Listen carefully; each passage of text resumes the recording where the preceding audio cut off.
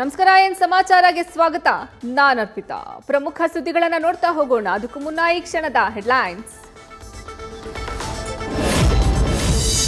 ಭಾರತದಾದ್ಯಂತ ಬೆಳಗಿದ ರಾಮೋತ್ಸವದ ಜ್ಯೋತಿ, ಜಗದಗಲಕ್ಕೂ ವಿಸ್ತರಿಸಿದ ರಾಮನ ಭಕ್ತರ ಸಂಭ್ರಮ.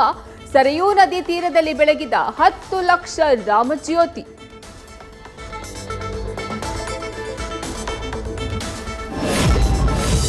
ಹೊಸ ಯುಗದ ಆಗಮನದ ಸಂಕೇತವಾಗಿ ದೀಪಾವಳಿ. ದೆಹಲಿಯ ನಿವಾಸದಲ್ಲಿ ರಾಮನ ಫೋಟೋದ ಎದುರು ದೀಪ ಹಚ್ಚಿದ ಮೋದಿ, ದೇಶವಾಸಿಗಳಿಗೆ ಪ್ರೇರಣೆಯಾದ ಪ್ರಧಾನಿ.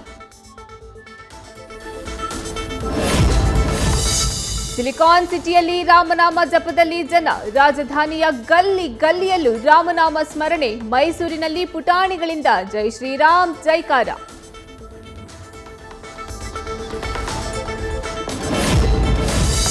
ಪ್ರಾಣ ಪ್ರತಿಷ್ಠೆ ಹಿನ್ನೆಲೆ ಕೃಷ್ಣನೂರಿನಲ್ಲಿ ಪಂಚರಥೋತ್ಸವ. ಉಚ್ಚಿಲ ಗ್ರಾಮದ ಮಹಾಲಿಂಗೇಶ್ವರ ಮಹಾಗಣಪತಿ ದೇವಸ್ಥಾನದಲ್ಲಿ ರಾಮರಥೋತ್ಸವ. ಕಲಬುರಗಿಯಲ್ಲಿ ದೀಪೋತ್ಸವ.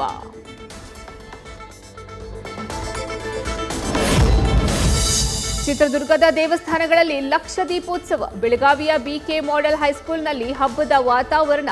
ಹುಕ್ಕೇರಿ ಪಟ್ಟಣದಲ್ಲಿ ಕುಣಿದು ಕುಪ್ಪಳಿಸಿದ ಪ್ರಮೋದ್ ಮುತಾಲಿಕ್. 4 ಕಿಲೋಮೀಟರ್ ಕಾಲ್ನಡಿಗೆಯಲ್ಲಿ ಬಂದು ರಾಮನ ದರ್ಶನ. ಮಂಡ್ಯದ ನೆಹರು ನಗರದಲ್ಲಿ ಅಚ್ಚರಿ ಮೂಡಿಸಿದ ಶ್ವಾನ. ರಾಮ, ಸೀತೆ, ಲಕ್ಷ್ಮಣ ವಿಗ್ರಹದ ಬುಟ್ಟಿ ಕಚ್ಚಿ ತಂದ ನಾಯಿ.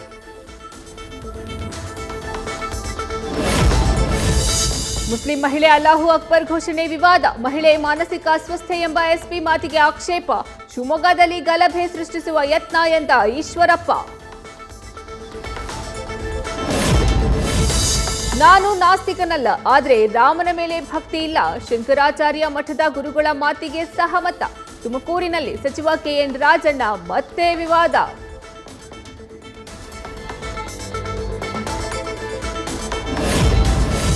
ಶ್ರೀರಾಮನ ಮಾವನ ಮನೆ ನೇಪಾಳದಲ್ಲಿ ಸಂಭ್ರಮ. ಜನಕಪುರದಲ್ಲಿ ಬೆಳಗಿದ್ವು 2.5 ಲಕ್ಷ ದೀಪ. ಬೆಳಗ್ಗೆಯಿಂದಾನೇ ಸಹಸ್ರಾರು ಸಂಖ್ಯೆಯಲ್ಲಿ ಬಂದು ಭಕ್ತರು ಪೂಜೆ.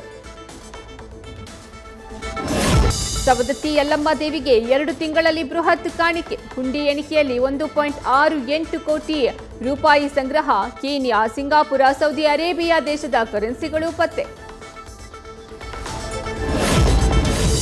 ಸಿಎಂ ಸಿದ್ದರಾಮಯ್ಯ ಎಂದೆಂದಿಗೂ ನಮಗೆ ಗುರು. ಡಿಕೆಶಿ ಸಿಎಂ ಆಗಿದ್ರೆ ವಿಷಕನ್ಯೆ ಜೊತೆ ಬೆಳಗಾವಿ ಮಾರಾಟ.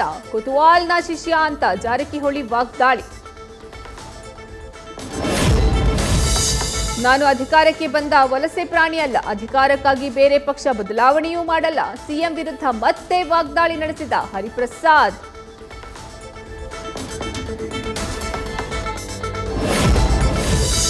ಮಂಡ್ಯದಲ್ಲಿ ಮೈತ್ರಿ ಅಭ್ಯರ್ಥಿ ಯಾರು ಅನ್ನೋದು ಚರ್ಚೆ ಆಗಬೇಕು. ಸೀಟ್ ಹಂಚಿಕೆಯ ಬಳಿಕ ನನ್ನ ತೀರ್ಮಾನ. ನನ್ನ ಮುಖದಲ್ಲಿ ಟೆನ್ಷನ್ ಕಾಣ್ತಿದ್ಯಾ ಎಂದು ಸುಮಲತಾ ಪ್ರಶ್ನೆ. ಅಪ್ಪರ್ ಭದ್ರಾ ಯೋಜನೆ ತ್ವರಿತ ಅನುಷ್ಠಾನಕ್ಕೆ ಒತ್ತಾಯ. ಚಿತ್ರದುರ್ಗ ಬಂದ್ಗೆ ಕರೆ ಕೊಟ್ಟ ರೈತ ಸಂಘಟನೆಗಳು. ಜಿಲ್ಲಾ ನೀರಾವರಿ ಅನುಷ್ಠಾನ ಸಮಿತಿ ಹೋರಾಟಕ್ಕೆ ಬಿಜೆಪಿ ಬೆಂಬಲ. ಊರಲ್ಲಿ ಗೇಣು ಜಾಗ ಇಲ್ಲ, ಇರೋದಕ್ಕೆ ಮನೆ ಇಲ್ಲ. ಊರು ಬಿಟ್ಟು ಅರಣ್ಯ ಪ್ರದೇಶದಲ್ಲಿ ವೃದ್ಧರ ವಾಸ. ಮುಂಡರಗಿ ತಾಲೂಕಿನ ಬೆಳ್ಳಿಹಳ್ಳಿ ಗ್ರಾಮಸ್ಥರ ವನವಾಸ.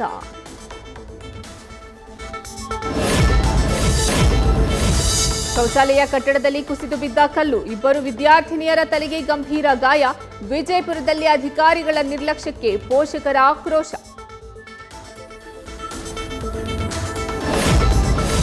ಬೆಂಕಿಯ ಕೆನ್ನಾಲೆಗೆ ಸುಟ್ಟು ಹೋದ ಕಬ್ಬಿನ ಬೆಳೆ. ಕಟಾವಿಗೆ ಬಂದ ಬೆಳೆ ಅಗ್ನಿ ಅವಘಡದಿಂದ ಸಂಪೂರ್ಣ ನಾಶ. ಸುರಪುರ ತಾಲೂಕಿನ ಯಾಳಗಿ ಸೀಮಾಂತರದಲ್ಲಿ ಘಟನೆ.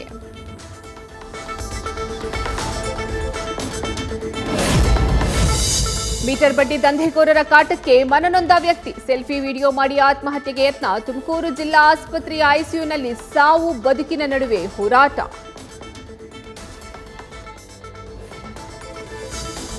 ಡ್ರ್ಯಾಗನ್ ದೇಶ ಚೀನಾದಲ್ಲಿ ಭಾರೀ ಪ್ರಮಾಣದ ಭೂಕಂಪ. ನಿನ್ನೆ ತಡರಾತ್ರಿ ದಕ್ಷಿಣ ಜಿನ್ಜಿಯಾಂಗ್ನಲ್ಲಿ ಕಂಪಿಸಿದ ಭೂಮಿ. ಭೂಕಂಪದ ತೀವ್ರತೆ 7.2ರಷ್ಟು ದಾಖಲು.